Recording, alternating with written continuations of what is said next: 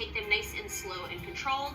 Go ahead and reverse the direction of your circle, and just keep in mind everything that we do on one side, we'll do on the other.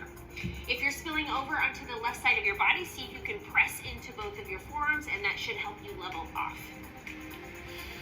From there, we're going to switch to the left side. So I like to have my right toe tucked under.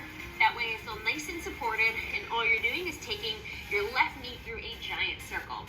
The reason why we came down to our elbows is because if we eliminate the wrist and the elbow joint, then it'll allow us to keep a nice flat back. Knee comes up and over fire hydrant. Wherever you're at, just go ahead and reverse the direction of your circle, taking the knee in that giant circle. This is one of my favorite mobility drills. I do it before pretty much every single one of my workouts, and I always feel a lot more prepared to get into what we're going to be doing that day. From here, adductor rocks, extend the right leg out to the side, toe pulls towards the shin, and then all you're doing is just pressing the hips forward and backwards. You should feel a nice stretch all throughout the right inner thigh. If you want a little bit more out of this exercise, all you have to do is press the inside of your right foot down into the mat. Just like in our hip circles, straight line from the head all the way to the tailbone. Everything that we do on the right side, of course, we're going to switch over onto the left. So go ahead and switch. So the bottom of my left foot is not on the ground. That way you can press the inside of your foot down into the ground if you want a little bit more out of this exercise. Hips pressing forward and backwards, straight line from the head all the way to the tailbone.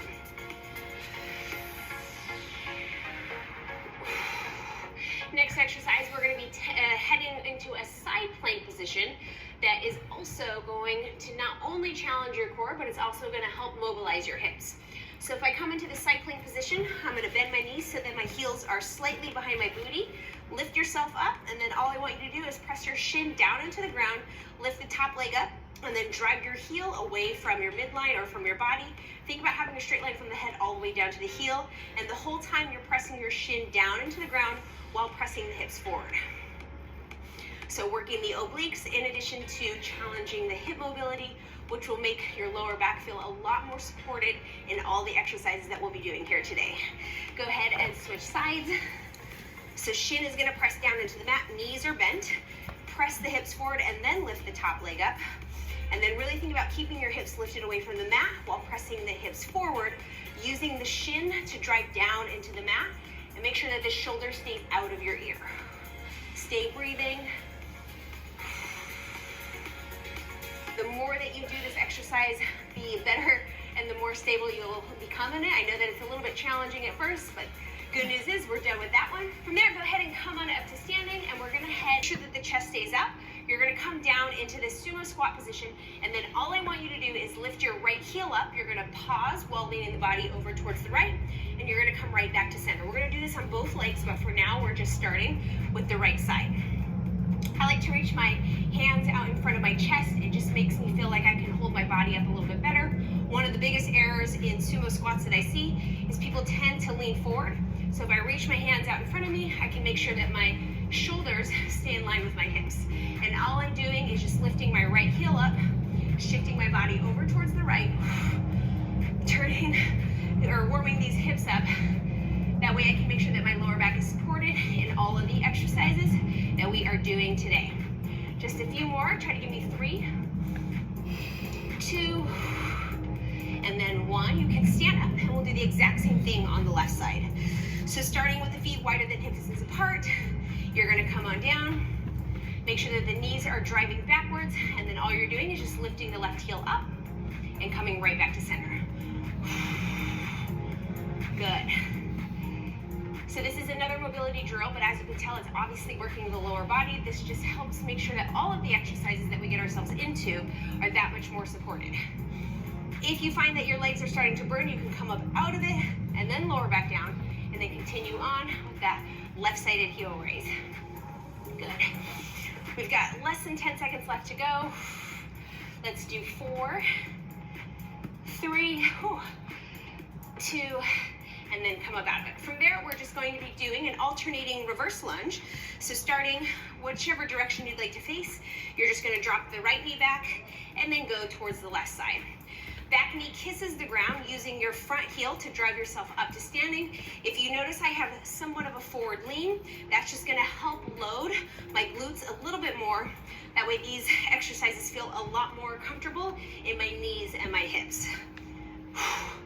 So using that front leg to drive me up to standing. Back leg is just a kickstand. These don't need to be rushed. One of the biggest errors that I see in reverse lunges is people tend to step too far back, and then they feel the back kneecap kind of have a pull on it. So make sure that you're just stepping your foot back enough to where you're able to get that back knee to kiss the ground and come right back up. Good. From there, we're gonna head into our arms and our core, so come on down to the mat. We're gonna be holding a high plank position. Plank jacks, I'll give you two different options. Whew. Here we go. In your plank jacks, you can jump the feet in and out, or you can tap one foot and then the other. Micro bend the elbows, keep the shoulders out of the ears, and you're just tapping one foot out to the side and then the other. We've got about 20 seconds left. What tends to happen as this exercise goes on, our hips usually go higher. So I really want you to challenge yourself to bring hips in line with the shoulders as you tap one foot and then the other. Try gripping the ground with your fingertips, and you've got less than 10 seconds left to go. Good. 3, 2, come on up. Whew. From there, we're gonna head right back into those sumo leans. It's okay to catch your breath if you need it. I need it. Toes are pointed out, chest stays up. You're gonna lower yourself down into that sumo position, and then all we're doing is we're just leaning, or we're lifting our right heel up, and we're taking our center of gravity over towards the right side. These don't need to be fast. If you start to feel your legs burning out in between, just reset, come right back down, shifting onto the right side. Now both knees should be pressing backwards, and really make sure that the chest stays upright. You've got about 10 seconds left to go. Stay in it with me. Good. Let's do two more together. There's 1 and 2, standing up. Shake out the legs if you need to. We'll do the exact same thing on the left side. As we get ready to head into our reverse lunges, which is the next exercise, maybe you'll start to feel a lot more supported in those reverse lunges, since we are doing this kind of mobility and strengthening drill before we come into an exercise like reverse lunges. Lifting the left heel up so that you're on the ball of the foot. Maybe try slowing down this one. If you go too fast, maybe you're not gonna feel everything. You need to reset. You just stand up, lower right back down, and head right back into your heel raises. Good. We've got 3 more left to go. Here's 3, 2, and good. From there, we'll head into our alternating reverse lunge. So whenever you're ready, back knee kisses the ground. Lift yourself up to standing. Now, if you would like to make this workout a little bit more challenging, just remember that you could always grab some dumbbells. You can either hold them at your side. If you have a heavier dumbbell, you can hold it in that goblet position, which is at the chest. But I do want you to have a slight forward lean as long as the head stays in line with the tailbone. Front leg is doing all the work. So as I step back, my front foot drives me up to standing. All you have to do is drive your foot down into the ground, and that's gonna take you right out of that reverse lunge. We've got about 10 seconds left to go. Good. Give me 1 more on each leg. Nice. And then we'll head down onto the mat for the plank spider. So 2 different plank jacks, 2 different options. You can either tap or jack. Both of them are gonna do the work. Setting up in that high plank position, you can either tap or you can jack. If you would like a little bit more, or kind of something in between, you can do 2 taps followed by 2 jacks. So long as the hips stay in line with the shoulders. If you start to feel the hips going up high, do your best to pull the hips right in line with the shoulders. Micro bend the elbows. Try shifting the weight forward. We've got about 15 seconds left to go. Keep the core strong. Keep going. Whew. Nice. Let's do 5, 4, 3, 2, 1. Whew. So heading into our second set of exercises, we've got 2 standing, 2 on the ground. First exercise are just going to be bounces. This is a great way to strengthen your ankles.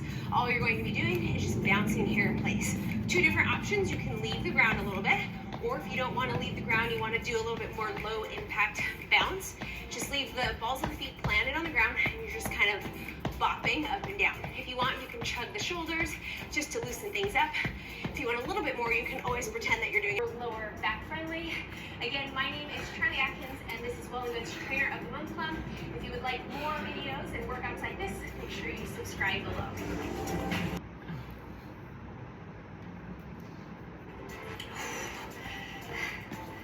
If you are doing jump rope, just see if you can spread the chest, pull the shoulders away from the ears. We've got less than 10 seconds left to go. Good. And then we're gonna head right into our seal jacks. So option one, you're just opening up a big barn door and you're tapping one foot and then the other. If you want a little bit more, you can just go ahead and hop in and out. Good. I like to do seal jacks over jumping jacks because they feel better on my upper body, especially because you're also strengthening your upper back by opening the arms this way as opposed to jacking like this. We got about 15 seconds here. Modification if you need it. Remember, you can always just step one foot and then the other. Let's do 5, 4, 3, 2, and 1. And then we're gonna head down to the mat. Make sure that you breathe before you lie or come down onto the mat. Big exhale. Coming into your bear plank position, start on one side of the mat. Knees are gonna be just above the mat. Straight line from the head all the way to the hips. And then all you're doing is just moving from one side of the mat to the other. One of the errors that I see the most in this is people's hips usually come up. So you're gonna do the best that you can to pull the hips down so that the knees are just above the mat. Works the core, strengthens the arms. Good. From there, we're gonna be doing leg lowers, one of my favorite lower ab exercises. Lying on your back, toes pull towards the shin, plug the elbows down into the ground. You're gonna reach your heel as far away from the body as possible. This is a double whammy. Not only is it lower abs, it's also hip mobility. So if you do find that a lot of workouts tend to kind of make your lower back feel unsupported, this is a great exercise to help build up hip mobility and core strength, which is gonna help with all of those.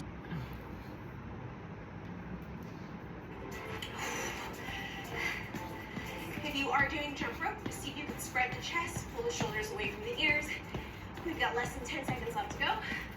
Good. And then we're gonna head right into our seal jacks. So option one, you're just opening up a big barn door and you're tapping one foot and then the other. If you want a little bit more, you can just go ahead and hop in and out. Good. I like to do seal jacks over jumping jacks because they feel better on my upper body, especially because you're also strengthening your upper back by opening the arms this way as opposed to jacking like this. We got about 15 seconds here. Modification if you need it. Remember, you can always just step one foot and then the other. Let's do 5, 4, 3, 2, and 1. And then we're gonna head down to the mat. Make sure that you breathe before you lie or come down onto the mat. Big exhale. Coming into your bear plank position, start on one side of the mat. Knees are gonna be just above the mat. Straight line from the head all the way to the hips. And then all you're doing is just moving from one side of the mat to the other. One of the errors that I see the most in this is people's hips usually come up. So you're gonna do the best that you can to pull the hips down so that the knees are just above the mat. Works the core, strengthens the arms. Good. From there, we're gonna be doing leg lowers, one of my favorite lower ab exercises. Lying on your back, toes pull towards the shin, plug the elbows down into the ground. You're gonna reach your heel as far away from the body as possible. This is a double whammy. Not only is it lower abs, it's also hip mobility. So if you do find that a lot of workouts tend to kind of make your lower back feel unsupported, this is a great exercise to help build up hip mobility and core strength, which is gonna help with all of those workouts that you do. Just keeping your heart rate up. Less than 10 seconds left to go. Let's do 5, 4, 3, 2. From there, you can head into your seal jacks. You can step one leg and then the other, or if you feel like bumping up the intensity, all you have to do is hop in and out. Spreading open the chest.